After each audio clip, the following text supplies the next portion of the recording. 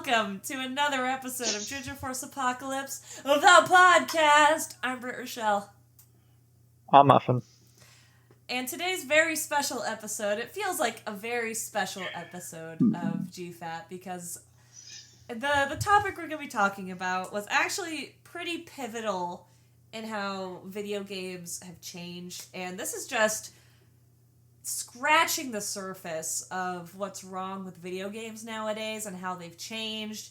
We could do multiple episodes on what's wrong with video games. We've already done one.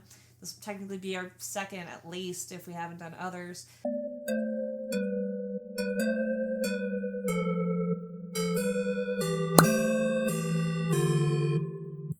But as we, go about learning and growing and gaming, especially exploring new releases versus, old childhood favorites or even, older games that we haven't played yet.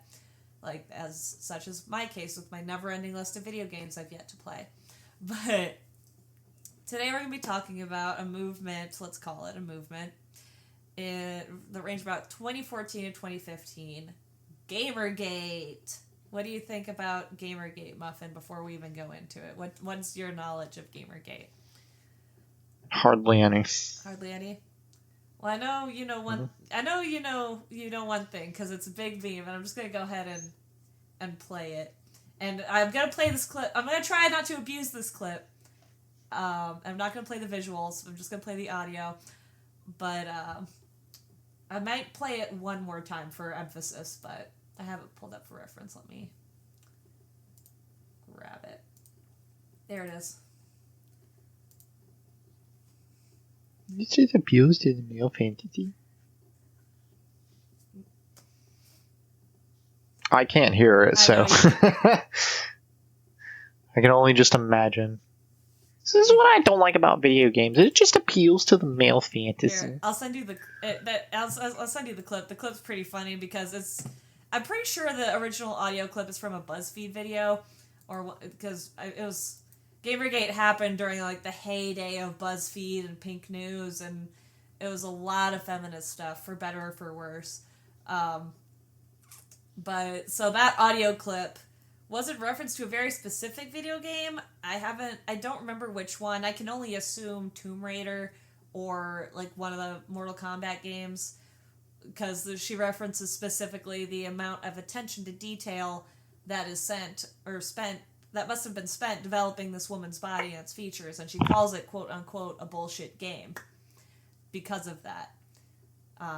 But again, that's been memed all to hell, because they'll put, oh, this just appeals to the male fantasy, and she goes, that's why I hate video games, like, it's because it appeals to the male fantasy, but then they'll play stuff like Minecraft, Pokemon, like, real innocent examples, which is funny. Pokemon, that's totally a man's game. Yeah, you know what a real man's game is that I'm surprised is, at least in my personal Gamergate experience, is rarely referenced, is Duke Nukem. Did you say Warhammer? I'm gonna have a riot. No, Duke Nukem. That is a man's game for manly men, because, like, literally the opening. Have you seen?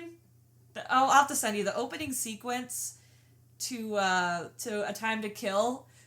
Is what's stabbing westwards, the thing I hate. Like, it's very like rock, kind of Nickelback era of rock, but it's hard, like on a scale of 1 to Nickelback, it's like surpasses Nickelback. Let's say, I'm trying to think of a good reference. Like, on a scale of Nickelback, which I love Nickelback, I'm not hating on them, but on a scale of Nickelback to, like, she hates Nickelback, everybody. Sabaton. No, it is not Nickelback. She hates Nickelback, everybody. Hates it.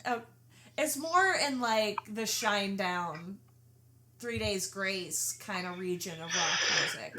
Like, not quite dad rock, but you saw the clip, didn't you? We were playing my liked playlist. Yeah.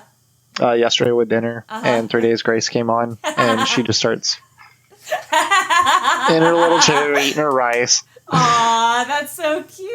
I love that. 3 Days Grace. Then the rave music gets on, and then the hands start. She loves it. I love it. But no, watch the opening sequence to Duke Nukem: Time to Kill.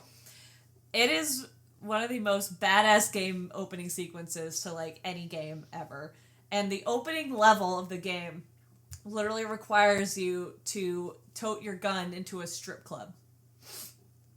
And believe, if you interact with the strippers, which you can interact with the strippers, you can get on stage and do the little interact button, because their base animation is basically just them on a pole, just like, you know, doing their thing.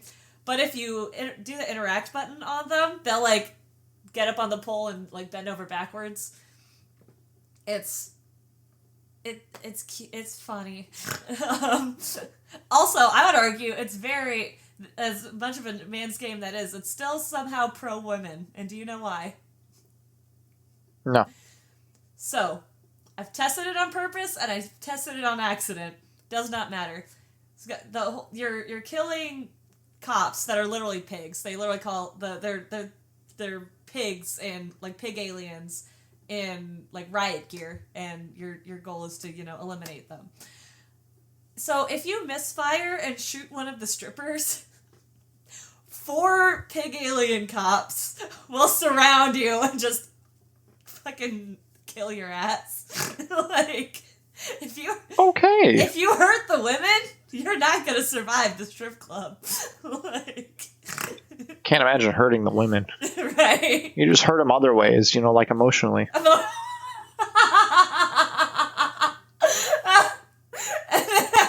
the fuck, dude? Fine. Not emotionally. No, what you physically. I don't know which is worse. Financially, is that better? None of those are good.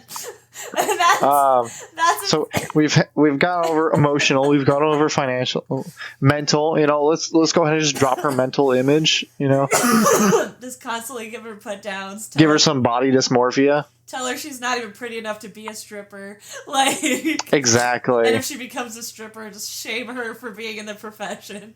Like, exactly. See, you get I it. get it. See, I'm inside the male mind. I know the male fantasy. You don't know the male fantasy. No, I don't. Because if you did,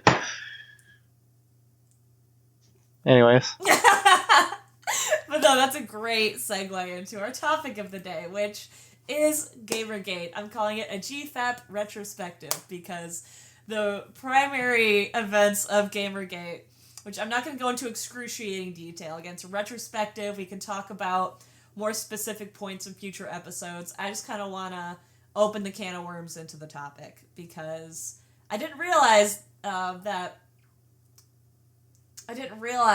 out of the cultural consciousness it's already become. So I'm like, you know what? What's wrong with video games?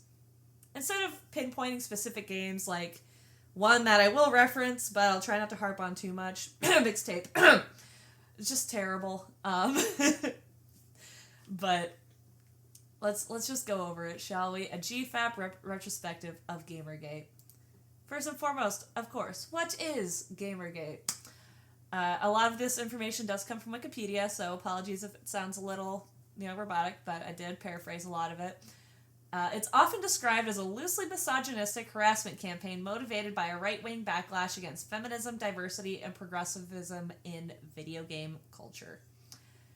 Basically, to sum it up, video games... It's a whole lot of words. Yeah, right. Video games have classically been a male-dominated field, let's call it that, often developed by men, for men, and about men. That being said, even me saying it the way I just said it is not perfectly accurate because I just harped a lot on Duke Nukem. Great game. That same era of video game did spawn, Lara Croft Tomb Raider. Even before that, Metroid, Super Metroid. Samus is a girl. Sorry if that's, harshes your buzz, but Samus is a woman, and originally a redhead, one of the original victims of the ginger apocalypse in media. So she's not blonde. They literally bibified her specifically for Super Smash Brothers for some reason. Made her blonde and, snatched and all that, not buff like she should be. But I digress. That's a totally different topic. Rather not be buff, you know. I know. Well, you want to say they can't run away or fight you. No, there's a fine in between. You know. I would be making some not looking like a man jokes, and, being, I get it. No, believe. I mean, I like my women beefy. Y'all know my thirst is for Rhea Ripley and Tiffany Stratton are real. I like my women beefy. No, I'm just kidding. I don't really have a type when it comes to women. It's just, yes. Anyways, so gamers, even the video game development and just the culture around video games is classically male-centered, because guys do tend, sorry ladies, it is more likely that guys are going to go for challenges for the sake of challenges' sake. Biologically speaking, women are literally, and again, I am drawing boxes, but if you don't fit into the box, doesn't mean you're not, valid or whatever. I'm sick of that argument. But traditionally speaking, women are more, caretakers and, design oriented, as is proven by the modern gaming space. And men tend to be more challenge oriented. They're like, I want to see how fast I can run just because I think I'm faster than that guy. Like, that's generally how men think. Whereas women are like, I just want to get with my girlfriends, and also, am I prettier than her? Like, tell me I'm pretty. Like, obviously not. That's a pick-me girl. That is a pick-me. Not dealing with that. No, that is a pick-me girl. Pick-me girls are annoying, and oh my god. And anyways, but so that's the classic, roles, definitions, what have you, of men and women. So when women start entering a male-dominated space, much like when men start entering a women-dominated space, there's going to be pushback. There's going to be, some challenges there. And they want to make sure that you are up to snuff. So if you're, a lady going into this mostly male video game development space, they're going to be like, okay, let's see what you bring to the table. You're playing a man's game now. Like, can you handle it like a dude? Because if you can't, there you go. And Gamergaters, as they're called, the people who were promoting this harassment campaign, a Gamergater, as they're called, I didn't realize they had a name, a person in favor of the Gamergate movement. Pretty self-explanatory. They claim to be promoting ethics in video game journalism and protecting the gamer identity in opposition to political correctness, much as actually a lot of what we talk about on here. We've done multiple debates as to what makes a true gamer. Can girls be gamers? Like, no. I still disagree with that.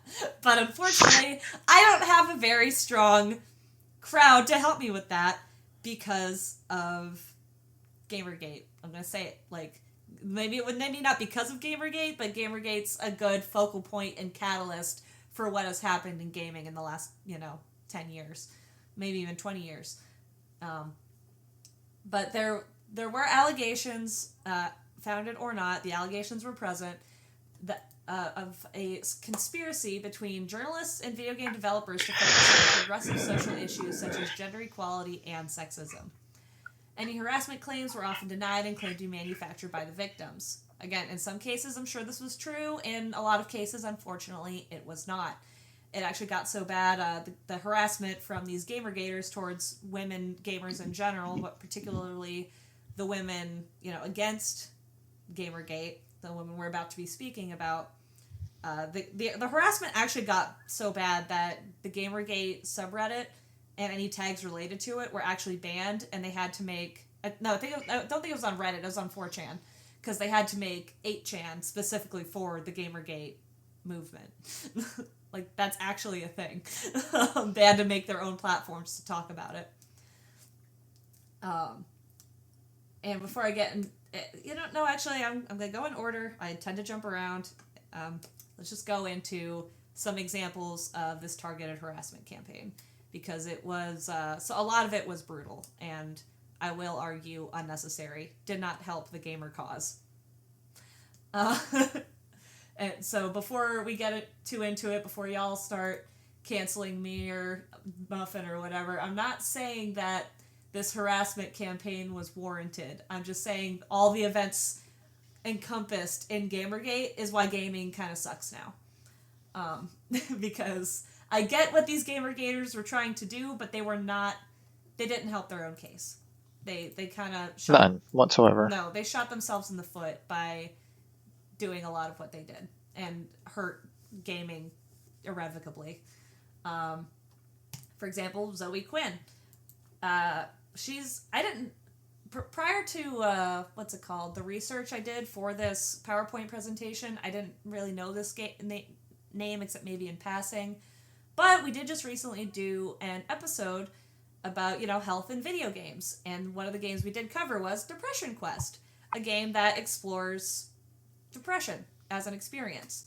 And Zoe Quinn was the independent developer who did a lot of the, work behind Depression Quest, which, better explained by Wikipedia than myself, a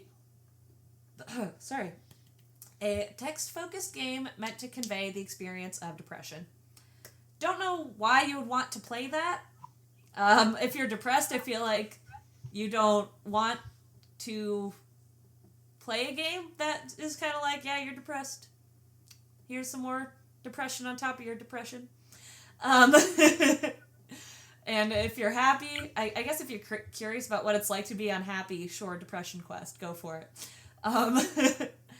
But Quinn herself, the developer, was subjected to several months of harassment online, threats of, death threats, assault, violence, pretty harsh stuff.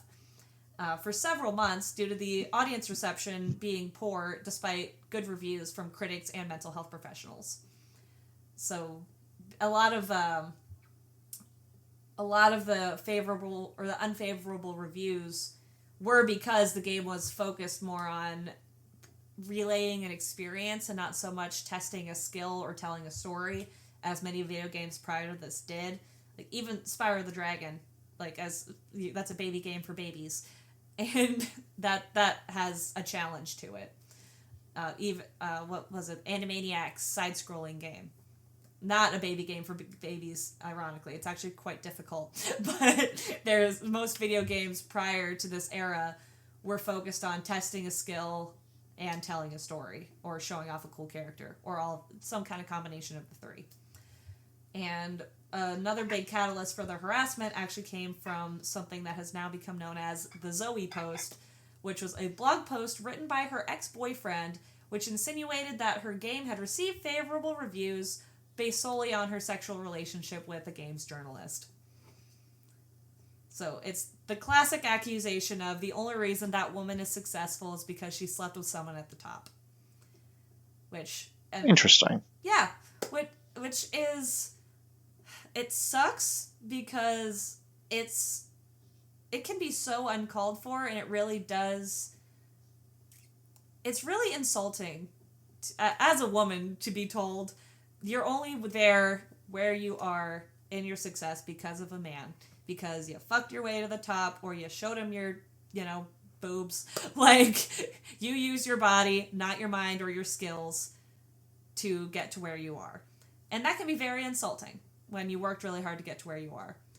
Unfortunately, it's less insulting and not helpful to the case of the woman's plight, so to speak, when you realize how often that is the case when women sleep to the top. That they get to where they are because they were attractive to their boss or something. So it's one of those. It's more common than you think. So it's just people were saying that this was false. So and the fact that the post was done by her ex-boyfriend does imply some malice. Like he's disgruntled. He wants to make her look bad. So it is just as it's likely she developed the game, whether you like it or not. She made a video game, and if it got a favorable review, it's not necessarily because she slept with the guy. I would not say that her ex-boyfriend is a reliable source on that. Again, just due to the relationship, you know what I mean? Because pretty sure it was more of like we broke up. I'm just gonna throw all this out there just to kind of air out the laundry. Exactly. I'm gonna discredit you because I'm upset that the relationship ended. Yeah. Yeah. So that is likely what happened in this case, which is unfortunate because whether or not I've not played Depression Quest, but getting good reviews from mental health professionals is kind of a big deal with games like this because media can affect, psychology and mental health and all that, like, to such a degree. I remember even in the Netflix show, the adaptation of the book 13 Reasons Why, they edited they edited the last episode of the first season because mental health professionals were concerned about suicide rates going up because one of the scenes basically showed you how to, like, off yourself. So they were like, maybe we cut that scene. Wild. Yeah. So a lot of there was a big campaign. Like, a lot of people thought it was, like, triggering. A lot of people were like, cut this out. This isn't good, especially because it's aimed towards, adolescents. And so the scene, I don't know if I've never watched the show, but I know friends who saw this particular scene that was like, I really didn't need to see that. That was a little over the top, especially for the tone of the show. Especially for a show it has what's the message. Like, it's basically a long-winded PSA to not, off yourself. And it's like, hey, why? It's not long enough, apparently. Yeah, not long enough, apparently. But so that is, it's good that it got good reviews from mental health professionals, but I don't know. It's hard for me to talk on it without actually having played the game. So maybe I'll have to look it up and we can revisit the topic. But basically, when this game came out, let me look up my. Did I close it out? Why would I do that? My Gamergate source. Because, let's see. Here it is. Anyways, circling back to the main point, the game received positive reviews in the gaming media and from mental health professionals, like I just said, but faced backlash online from gamers who disliked its departure from typical game formats emphasizing violence and skill, and who opposed political intrusions into gamer culture. Which, I feel like politics have been in games for a while. I get where they're coming from. But I guess all I think is Conker's Bad Fur Day. They have no. I'm serious. I know it's like a wild jump, but in Conker's Bad Fur Day, there's a whole level dedicated to, like, a Saving Private Ryan-esque, like, storming the beach war level, and your main enemy you're fighting are teddy bear Nazis. Like, teddy bear Nazis. Yes, I'm not joking. They're literally called teddies. Tediz. Teddies. And they're wearing the armbands and everything. There's even one of the levels you go through is a medical research torture chamber, like in World War II. So that's crazy. And so this is, I think, where Gamergate started to go bad. I get disagreeing with something being a game. I get there's so many games nowadays, even more so than back then, that are not games. But this is where I think the Gamergate argument kind of started to fall apart. Because there's this thing called voting with your wallets, or not feeding the troll, or whatever, where if you didn't like the game and you didn't think it should exist, give it a bad review, don't buy it, don't give it the time of day, and it won't become popular. It'll kind of, become dead in the water, something that was tried but failed. Instead, they decided to send her death threats because they didn't like her video. Wild. Yeah.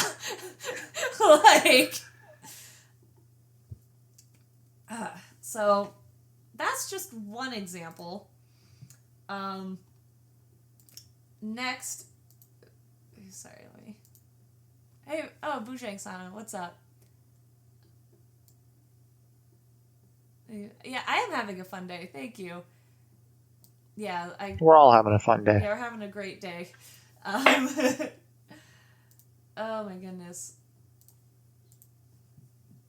Anyways, so next up, this is a name most people will know and are familiar with, Anita Sarkeesian.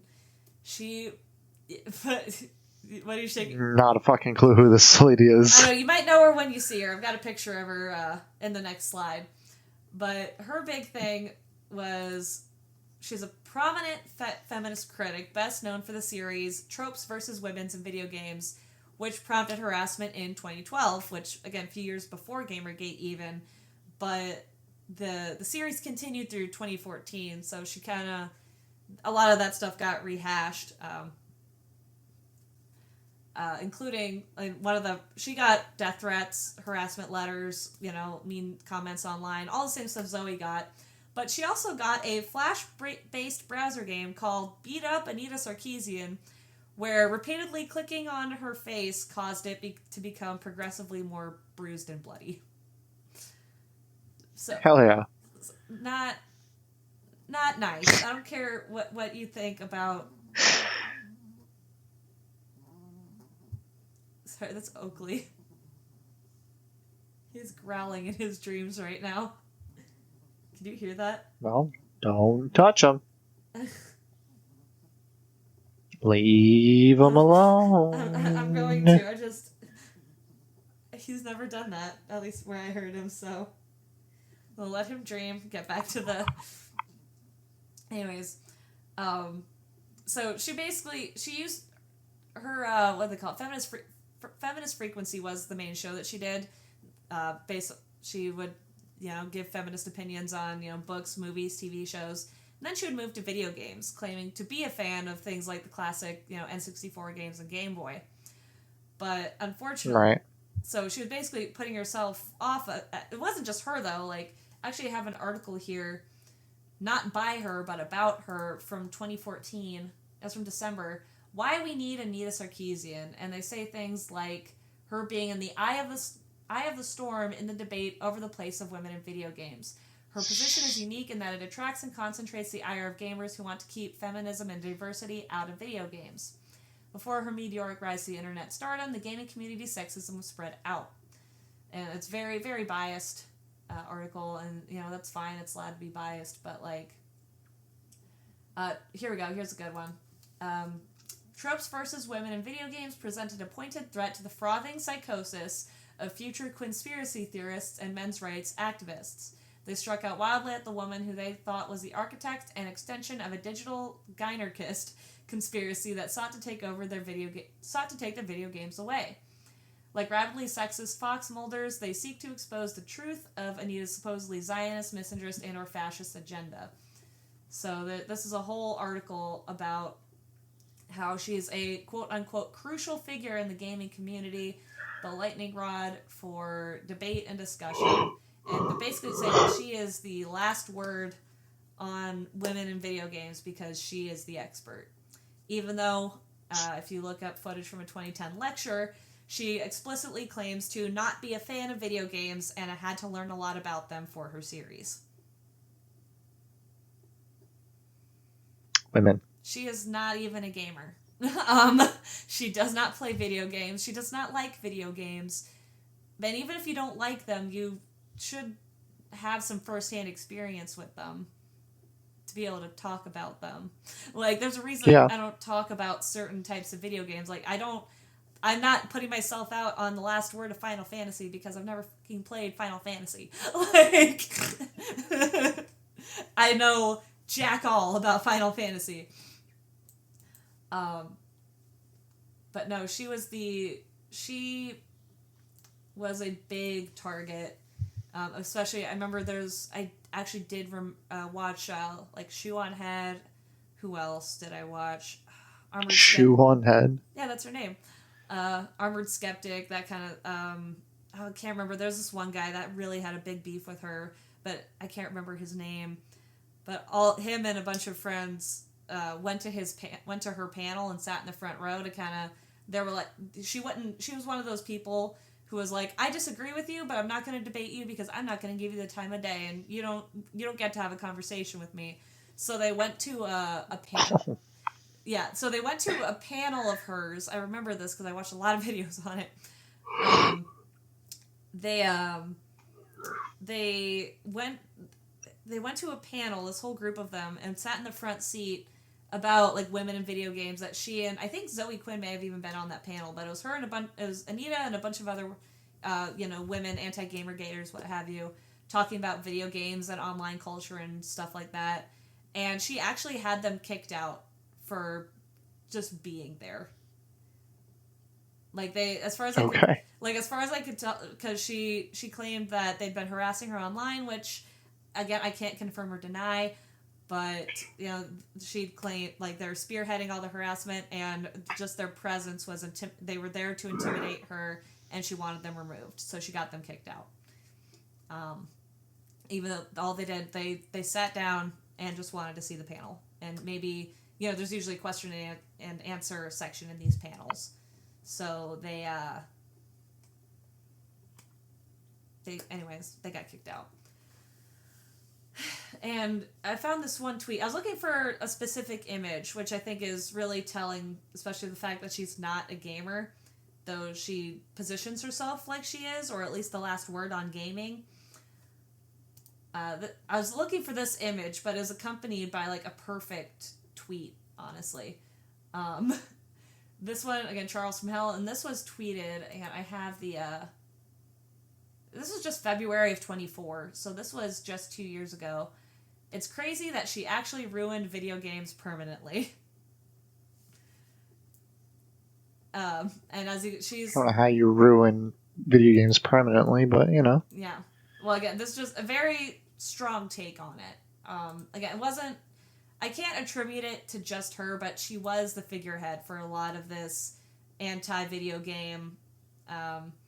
I'll repeat the clip again. Hang on a second. Let me replay the clip again. I told you I'd do it at least one more time. I'm not going to harp on it, but...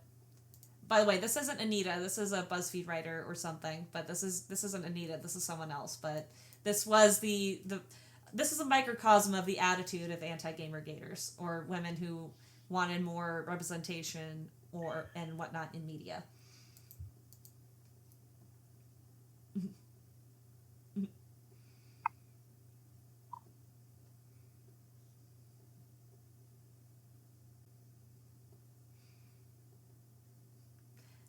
And it's interesting that I never heard that last part of the clip where she says, like, the amount of focus they put into this woman's body is what makes it a bullshit game. Because unfortunately this is, like, the same camp of people, the same camp of, women, feminism, whatever you want to call it, that if, like, they criticize Lara Croft for having, polygonal boobs, because that's not what women's bodies look like, So another unrealistic expectation for women. Exactly. So like if you don't spend enough time on your female protagonists, you're the bad guy. But if you spend too much time on your female protagonists, you're the bad guy.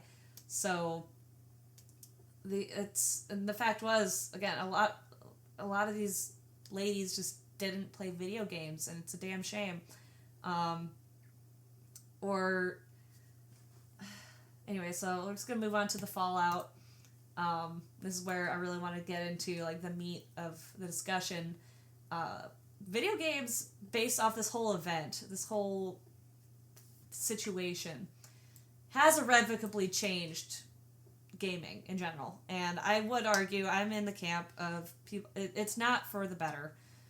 There's a lot of games that require no skill, have little characterization, and cookie-cutter plots that are neither fun nor challenging.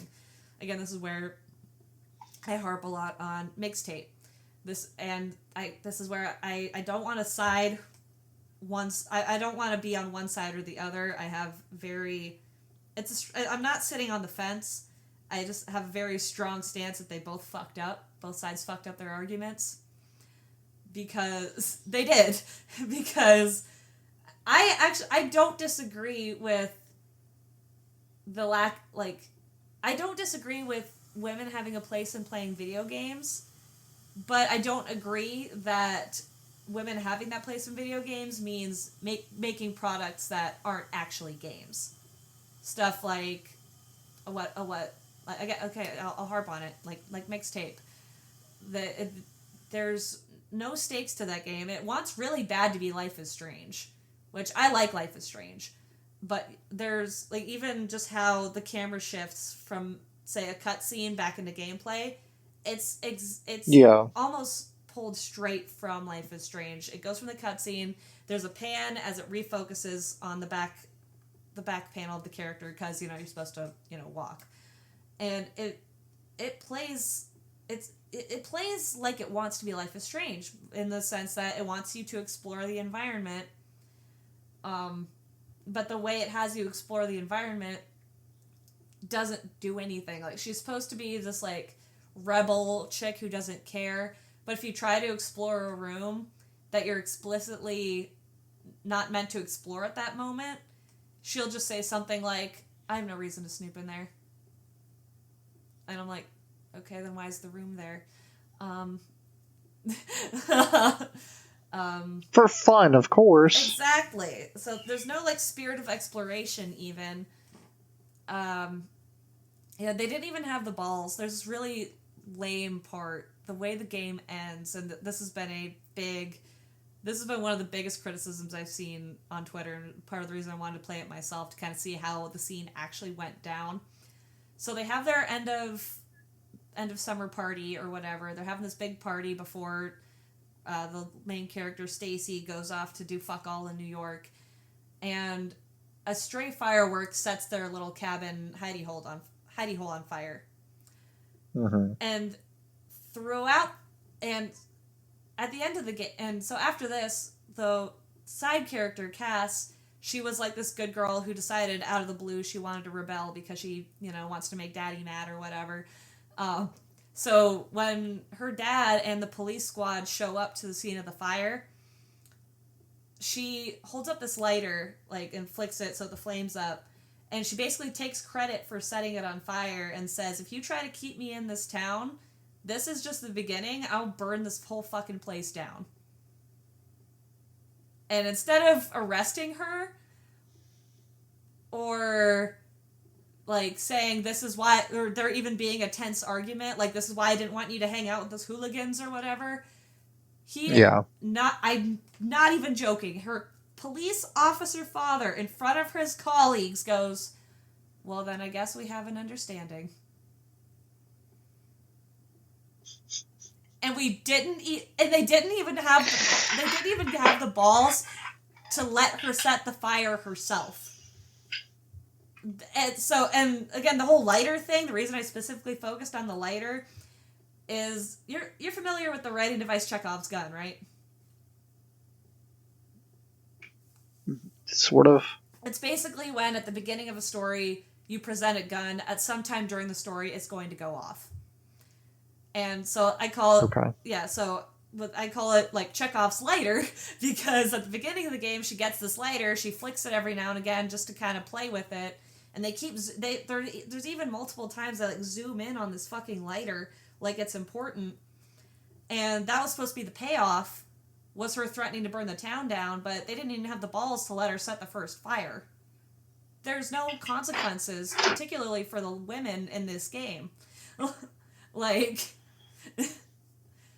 and most other games, like even it's so weird because I don't even know if I can blame Gamergate for this one, but even something I've bitched about with the new Tomb Raider game that I played, her signature weapon in the original games was flamethrower.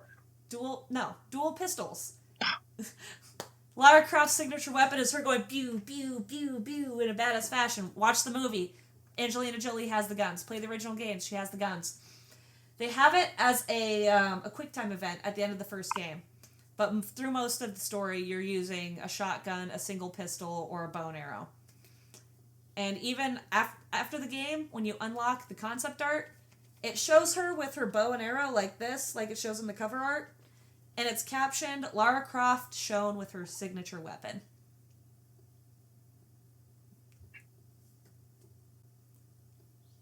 Okay. I can't even blame that on Gamergate, but what I can blame on Gamergate is the advent of like cozy games that are basically like, I remember I used to play a lot of like dress up darling games, or like they're like paper dolls but they're on Flash websites, or like where you just decorate a room or stuff like that.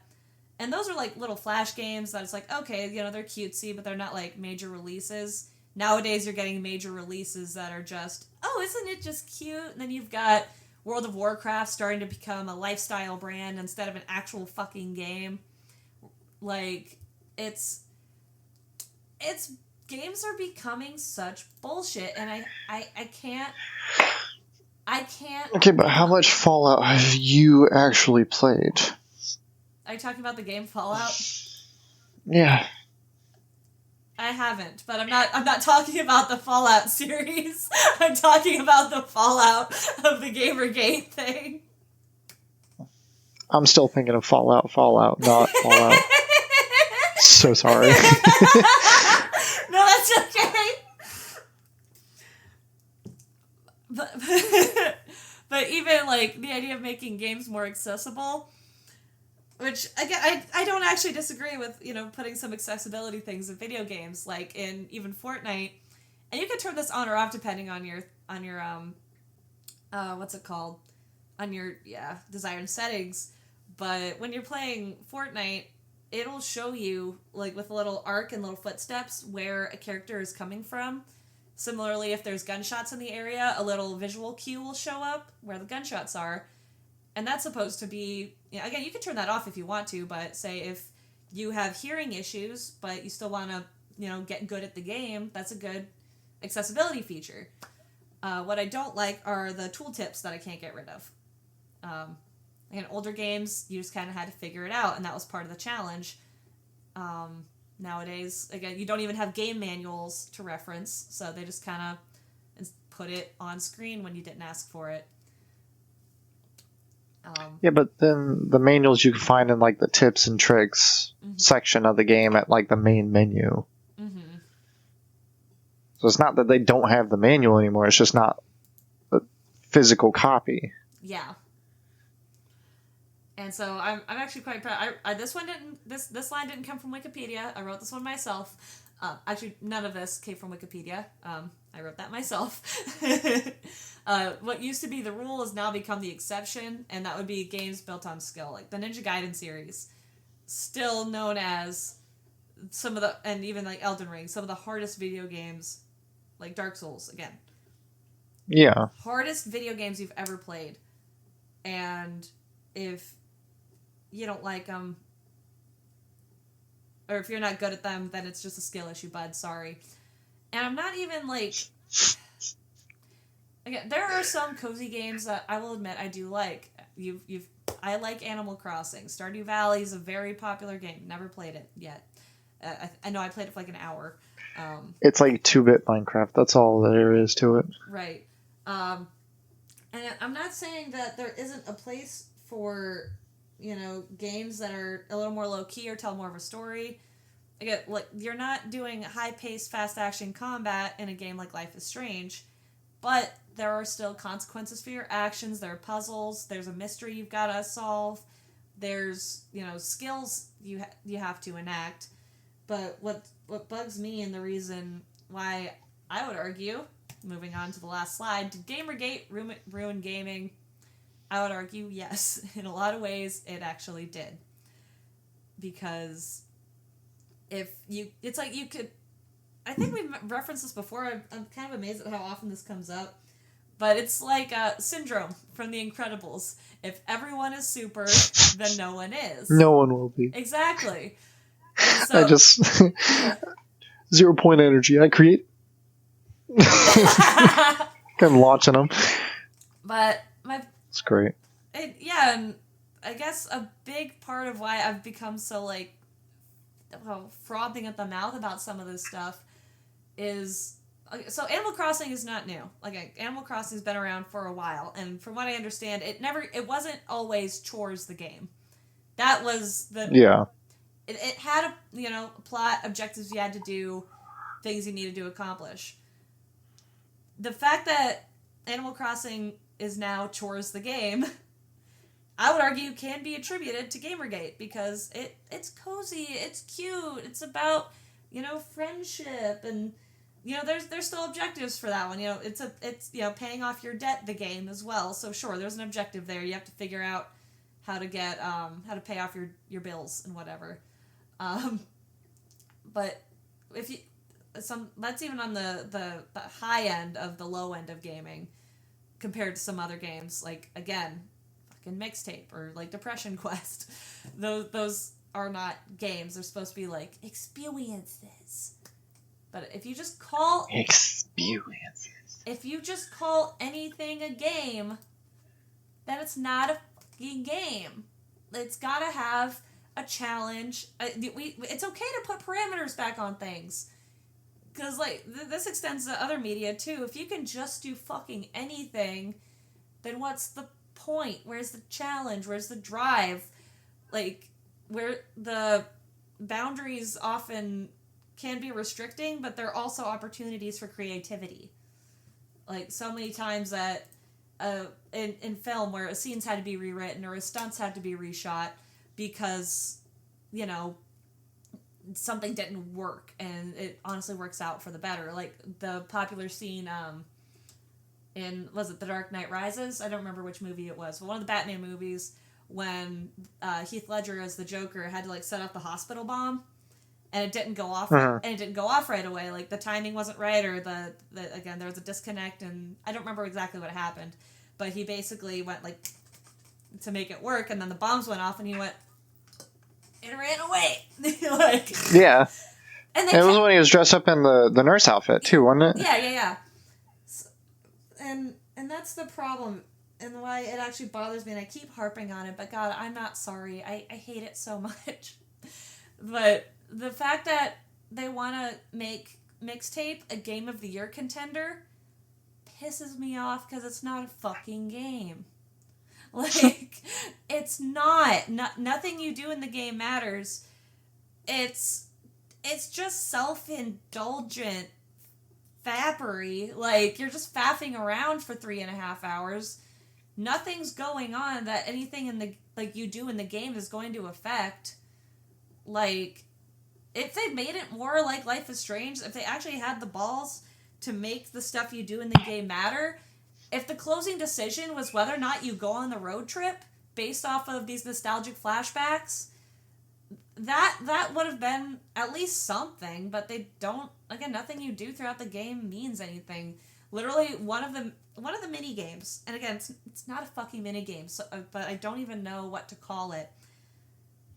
The main character sees her friend, the goody two shoes turned bad, hanging out with a girl she doesn't like.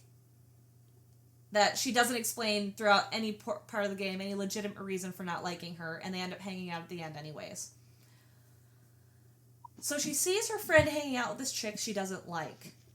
So the whole screen turns black and white, they play a somber song, and she just starts, like, floating backwards on her way home, like, very morosely.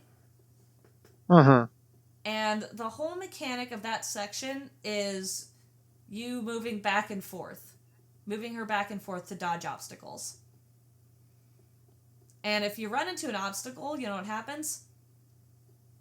You get slowed down? Fucking nothing. The thing just knocks over and you just keep going.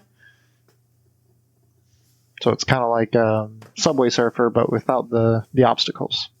Just the visuals. Yeah, it's just the visuals. And it's supposed to be like this morose, oh, she's so depressed, she's so betrayed, she's hanging out with the girl she hates, except she's got no reason to hate this girl. She's done nothing wrong to her. Nothing. Wait, hear me out. Okay, they did explain, like, she's like, she called me a fat lesbo in middle school. And Cass was like, the goody two-shoes one, she was like, she called me a fat lesbo in high school, and she was like, didn't you call her, like, a mean bitch or something. Like, you called her names A too. whole lot more than that. Like, it's basically just they exchanged mean words once, and suddenly she's the enemy. There's just so I'm gonna make a full game review about mixtapes, so I'll put a pin in that. But the fact that games nowadays, they hold your hand too much because they're too difficult. The female protagonists are not allowed to be interesting. Like, even the fact that her friends just don't immediately ditch her because she's ditching their road trip. The fact that they're still like, oh, remember the dinosaur park? Oh, aren't we just so cool because we frolicked through a field 3 years ago? like I'm still saying I would ditch him too, but that's just me. But there's no reason to ditch them. She's just a bad fucking friend. Like, if it were like... Just ditch them. Just ditch them. If they're a bad friend, ditch them. That's what I'd be for her friends ditching her. Like, oh, you're not coming on a road trip because you want to go to New York at the last second on no timeline to meet this bitch that's not even guaranteed to give you a job you want? Okay, fine, bye. We're hanging out with Jenny fucking Goodspeed. She's obviously cooler than you. Like, that would be a better game to me, is maybe trying to earn your friend's respect back, not just going, hey, we're nostalgia. We're nostalgia, right? We were friends once upon a time, so we're friends now. I was about to mention, okay, yeah, even Boujang here in the chat. Some of them are so bad about the hand-holding now that as soon as you go near a puzzle, they're instantly telling you what to do. Yeah. That's actually what bugged me a lot about Doom Eternal. I really like Doom Eternal. Yep. They keep repeating the same lines and don't give you a chance to figure it out on your own. Even in Doom Eternal, you're against the big, bad, scary demon guy. And, I was playing on a difficult mode. It took me a while to get through it. And it told me at the beginning. I wish it didn't tell me at the beginning. I was like, oh my god. Oh, this is going to be a challenge. How am I going to figure it out? They go, you gotta rip the flesh off all 8 parts of its body for you to defeat the demon. And I was like... rip and tear until there's nothing left. And I was like, okay, well, that was pretty, straight up forward, so let's do that. And I think I was on this boss for, like, a good couple hours, I'll admit. It took me a minute to get into a good rhythm of beating this guy. But when it took me too long, like, so every half hour that I spent on this boss, it would remind me how to defeat the boss.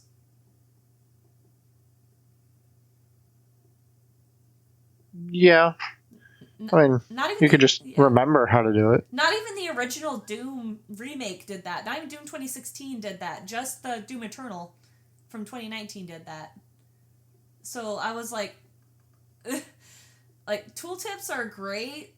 Kinda. I don't even want... it just leaves such a sour taste in my mouth. I don't even want to defend tooltips. Just look it up on a game forum like you used to have to.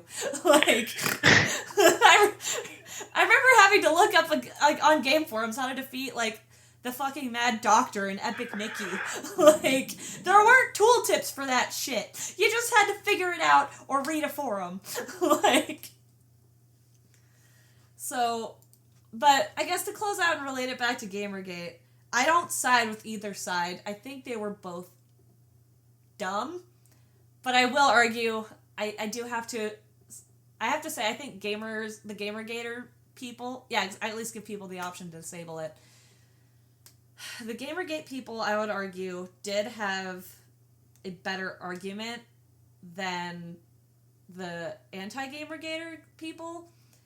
The unfortunate thing about it is, instead of just fighting back with games that are good, or saying it, or even just taking the stance of, you want a more feminist game, you want a more diverse, inclusive game, then make it play yourself. Cooking Mama. Cookie Mama, there you go.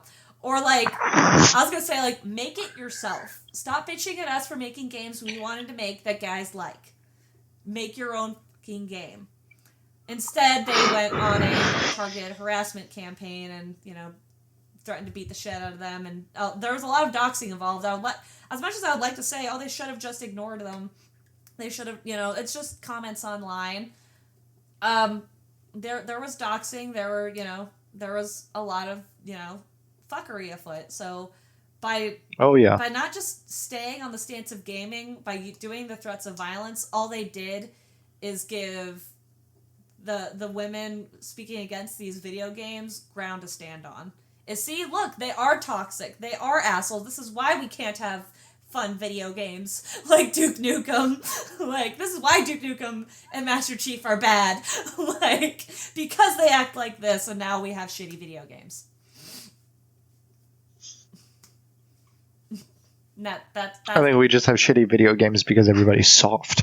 Nobody can handle the type of video games that we have these days. Well, no one could handle the games before, so they softened the fucking video games up. Again, like, I was even talking to my friends. I was so mad the other night playing Duke Nukem that I simultaneously wanted to set the street on fire and curl in a ball and cry. Like, I was so frustrated.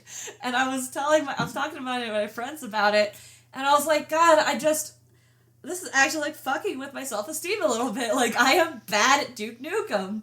And yeah, and maybe I am just bad at Duke Nukem, and that's okay. But, you know, another perspective shift, you know, maybe... Exactly, Duke Nukem shows no mercy. You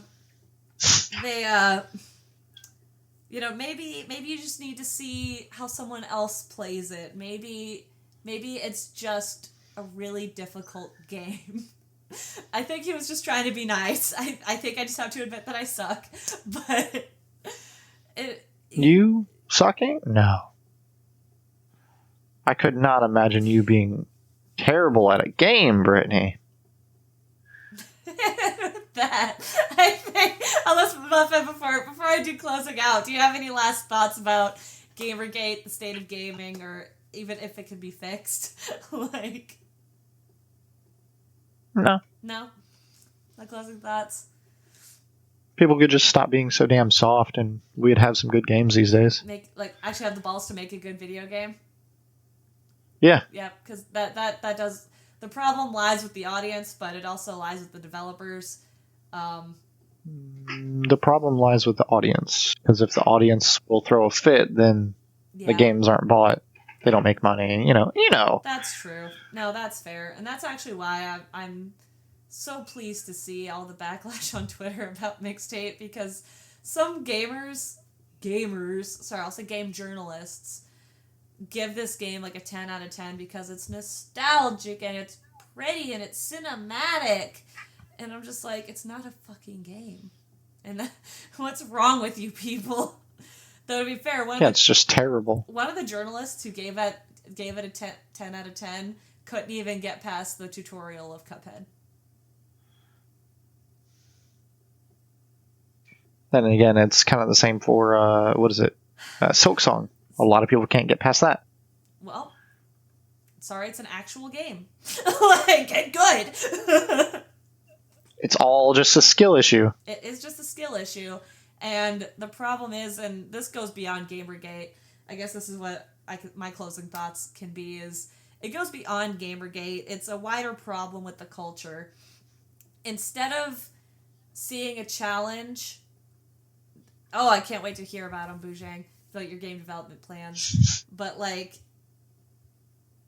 it goes beyond Gamergate. Again, Gamergate is just a symptom of the wider cultural problem where and it's a lot in, like, how upbringing has changed, too. Which, again, totally different episode, but I just want to kind of leave off on this, where instead of when you see a challenge, say you've got a challenge, instead of striving to reach it and reach that challenge and even surpass it, you're now going, dumb it down for me so that I don't have to try and I'm already good enough. Like, that's what's happening a lot in these games and in the modern culture. It's really terrible. Like, but I don't know what y'all think. Let us know on all our socials what you think about Gamergate, modern gaming, anything else that... How can we branch off from this topic? Because, again, this is just scratching the surface. This is... just a little inkling of stuff. But I want to know. Let us know on our socials, Linktree/GFA Entertainments. We also have merch. If you really want to rep the GFAP, we have hoodies, necklaces, stickers, all that stuff. And if you like seeing my streams, I do stream with Muffin Sincere on Tuesdays at 7 p.m. Central, 8 p.m. Eastern Standard Time. And I stream a lot of other games, as well as have a lot of other socials. Those can be found at BurtterShell.com and BurtterShell.card.co. And then you can find me at linktree/MuffinSincere. Just pop on in, follow all the streams. Enjoy some content, you know. Oh, yeah. Buy some stuff as well. Hey. Because we're that cool. We are that cool. And until next time, thank you so much for watching and or listening to another episode of Ginger Force Apocalypse, the podcast. And keep fapping, folks.